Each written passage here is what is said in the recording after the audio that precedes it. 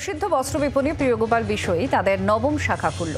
মেদিনীপুর শহরের বড় বাজারে গতকাল শোরুমের উদ্বোধন হয়। ফিতে কেটে প্রদীপ জ্বালিয়ে উদ্বোধন করেন মেদিনীপুর পুরসভা চেয়ারম্যান সৌমেন খান।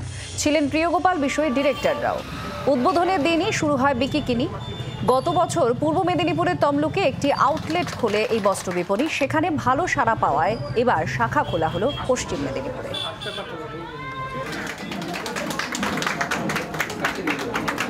মেদিনীপুরে আমরা আগের বছর পুজোর সময় তমলুকে ব্রাঞ্চ খুলেছি এবং সেখানে রেসপন্স খুব ভালো, এবং আমাদের নিজস্ব স্টাডি এবং কাস্টমারদের চাহিদা অনুযায়ী আমাদের কাছে একটা আগে থেকে ফিডব্যাক ছিল যে মেদিনীপুর শহরটা হয়তো ভালো, মেদিনীপুরের কাস্টমাররা চাইছেন যাতে আমরা তাদের কাছে আসি, এবং একটা সুযোগ হলো এনাদের সাথে।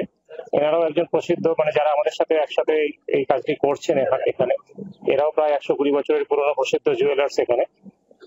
তাদের সাথে যেহেতু সুযোগটা পেলাম কাজের, এখানে আমরা একটা নতুন দোকান বা শোরুম উদ্বোধন করেছি। আপনাদের ভালোবাসা আর সহযোগিতার জন্যই কিন্তু প্রিয়গোপাল বিষয়ী এতটা দূর এসছে, প্লাস জেলায় জেলায় প্রিয়গোপাল বিষয়ী আউটলেট খুলে যাচ্ছে শুধুমাত্র আপনাদের জন্য, আপনাদের কথা ভেবে যে এত ভালো রেসপন্স। সবাই বলে যে আমাদের কাছাকাছি কোথাও একটা খুলুন, তো আমরা সেটা ভেবেই মেদিনীপুরবাসীর কাছে আমরা এসছি।